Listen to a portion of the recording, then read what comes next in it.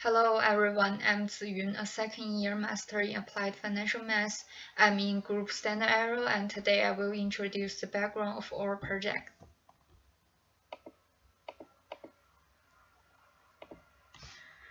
The background of this project is that an Australian insurance company named Kangaroo wants to predict the retention rates based on the historical policy data they provided. The first goal of our project is building several models which are support vector machine, neural network, logistic regression, and random forest to get the accuracy of prediction compared to the test dataset, which is real cancellation. We believe that the higher the accuracy, the better the model. The second goal is to find the key variable in causing a policy cancellation. There are approximately 7,500 insurance policies in the training dataset, including 2,000 policies that were cancelled during the effective term. The cancellation indicator is NA in the test dataset. In the training dataset, there are 18 variables being taken into account. The first variable is ID, which is the policy ID, and it cannot be used in the model. The tenor is the number of years the policyholder with can accrue. Claim.ind is occurrence of claim. 0 means no and 1 means yes. The number of adults and the number of children, the number of adults and children in the property are expressed by n.adults and n.children correspondingly. Gender of policyholder is ni.gender, and marital status of policyholder is ni.marital.stat. 0 means single and 1 means married. Price of the policy is variable premium, and the variable sales.channel means medium through which policy were purchased. Type of coverage and during are expressed by coverage.type and during.type correspondingly, and the length at residence is how long policyholder lived at property, and which is len.at.res. Credit is a variable shows the financial aid level of policyholder, and house.color is color of the house of policyholder's house, and ni.age is the age of policyholder. Year of the policy is variable year, and zip.code is zip code of the property. Cancel means the cancellation indicator. 0 means no and 1 means yes. And so and in the test dataset, it included all of them except cancel variable. So this is the variable description and the background of our project. Thank you.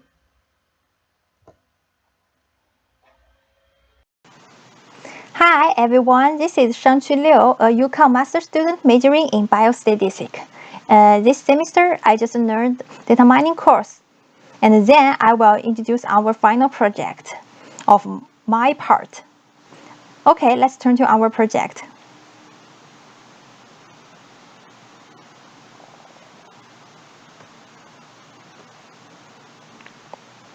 As for data cleaning in our project, first we just divide the trend data and test data. For trend data, we first remove ineffective values. First is the NA in variable, and next is cancel which has -1 value, because in cancel there is 0 or 1 value of that. Then we need to remove the repeated data, which is invalid. We also need to convert character to factor, like variable gender, sales coverage, dwelling, color, credit, and year. And remove ineffective and not realistic data. In this example, we just remove age that is over 100. As for zip code, in similar zip code generally means in similar region. So we divide region, use first two zip code number, since those is obviously there are 6 types. For test data, we use the same ways to do data cleaning. One thing I need to mention is that we don't remove NA value because it needs all ID prediction retention rate. We need to input NA value, use mean value. In this thing, I just introduce you R package mice. With this R package, we can input NA, use different kinds of method. In our problem, we just use a PMM, which is the mean value of that. Then in Python, we use one hot encoder to transform categorical data with n possible values into n binary features with only one active. Then we scale data using normalization, which means we define normalization function and apply it to our data. As for variable selection, we use Pearson correlation in R and feature selection in Python using RFE method to get important features. Here are code of that. Finally, we just choose those variable in our model. That's all. Thanks.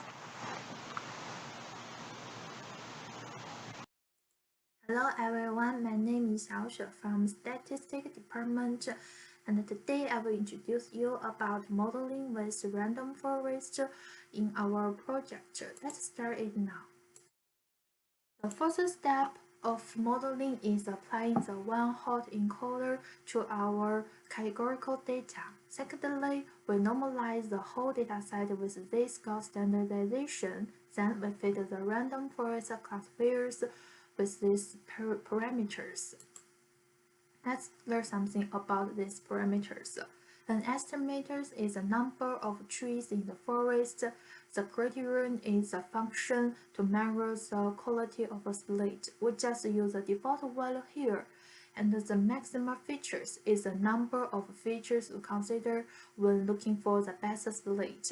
And the minimum samples leave is the minimum number of samples required to be at a leaf node. And the OOB score, which used to decide whether to use the out-of-bag samples to estimate the generalization accuracy. You can choose true or false here. And the random state could be integer, random state instance, or none, whose default value is none.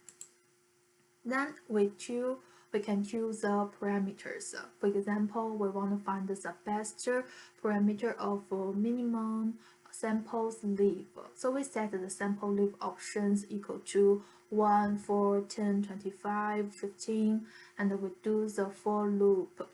We find the best parameter by compare the AUC values. We can apply this process to each parameters. And about our original dataset, it is a big problem that our dataset is imbalanced. But it is good. We have 3 ways to solve these problems: the undersampling, oversampling, and the proper cross-validation. And for here, we use the smooth function to oversampling the minority class. We set the random state equal to 42 and the ratio equal to 1.0. Then we apply this smooth function to our trained dataset. And the final work in this part is select a good feature. We can just use the function feature importance to calculate their scores of the importance and sort them. From their importance, none of them are strongly impact the model selection. Only the tenure and claim are relatively stronger than others, so we thought tenure and claim are the most influential features in causing a police cancellation. That's all about the random forest part. Thank you. Hi everyone, this is Xiaomeng from Statistics Department. I'd like to briefly introduce how we implement the prediction by neural network. Our group shared the same cleaning dataset as introduced by Shang-Chui, and we pick 66% from the dataset as our training data, and the rest 34% would be our test data. And we train our model using the training data and use the test data to calculate the prediction accuracy.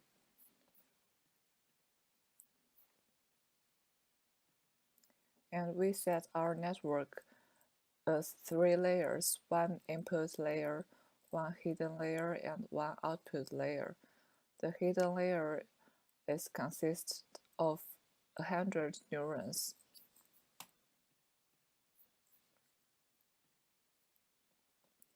And then we start from the forward propagation to get one output result and use it to calculate the regularized cost function using the formula.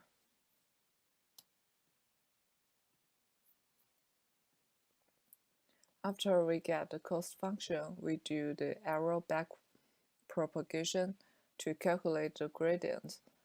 And the formula to calculate the gradient is kind complicated, so I just list a simple formula here.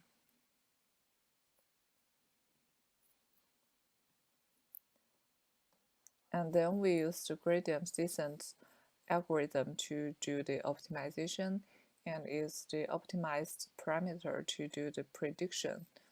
Our predicted output would be the probability of canceling a policy.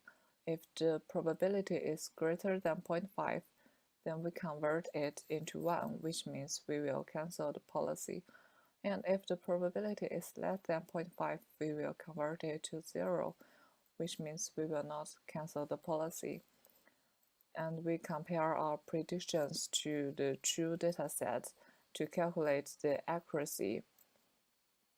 The prediction accuracy in our training dataset is around 77%, and the accuracy in our test dataset is around 76%. That's what we get from the neural network model. Thank you.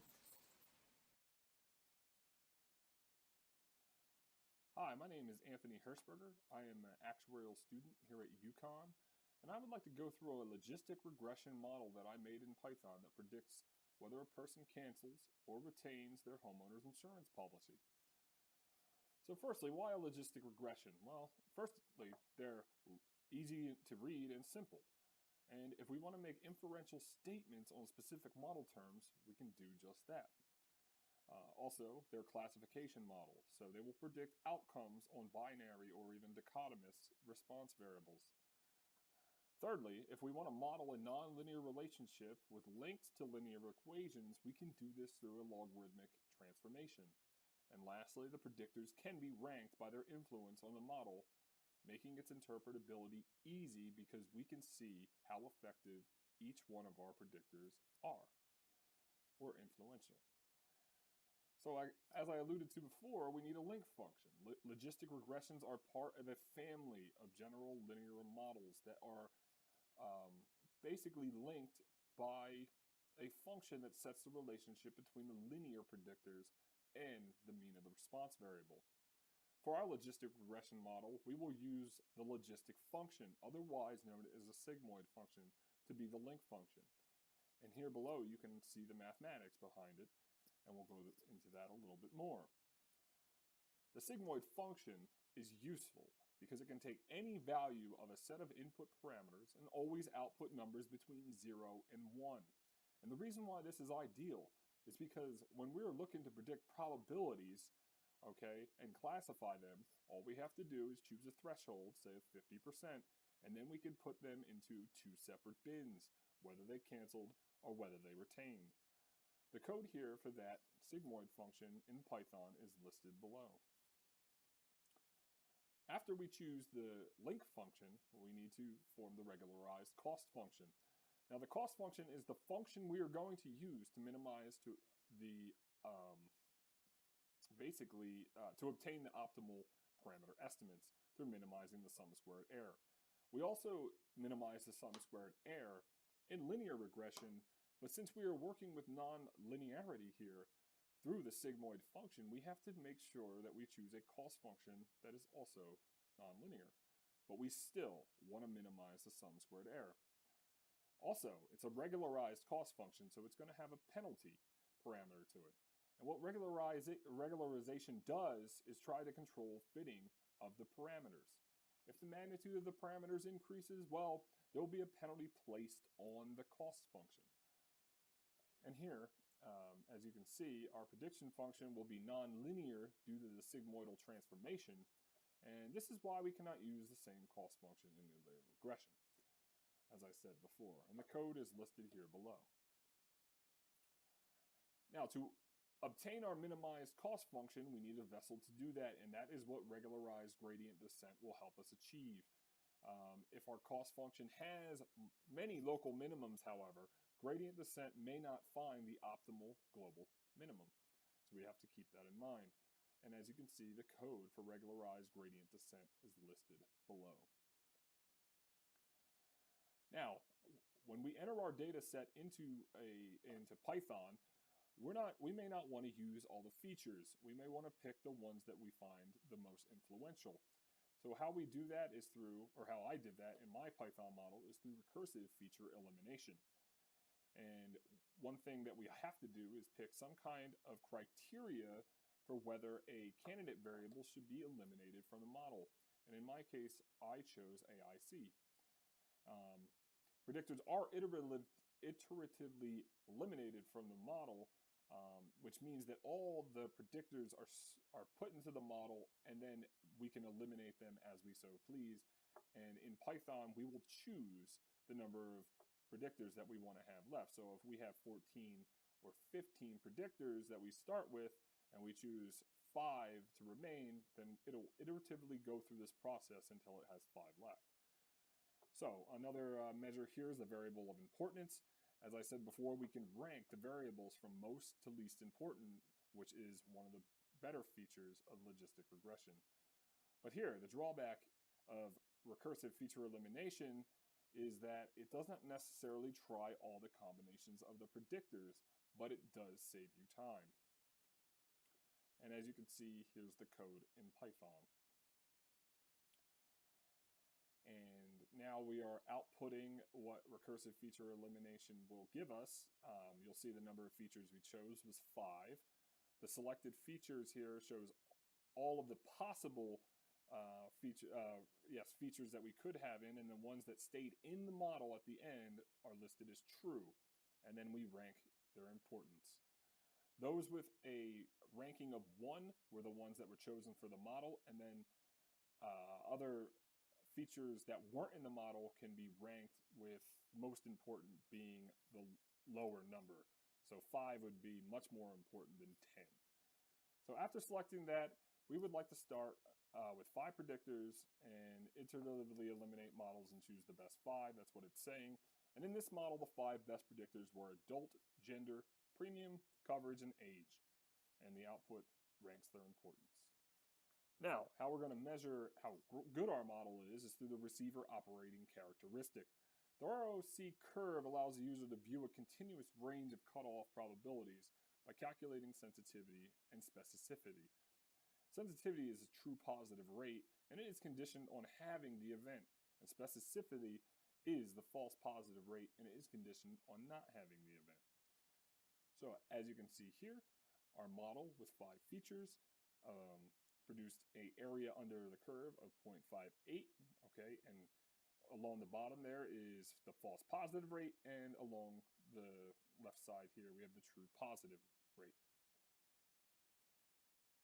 Now, the confusion matrix is an even easier way to interpret the performance of our classification model. Okay, those numbers along the diagonal are ones that are predicted accurately, and this is where we can get our model specificity and sensitivity. And our conclusion here lists our accuracy of our model, the specificity of our model, and the sensitivity of our model. And as I pointed out before, our area under the curve was 0.58. Thank you for listening.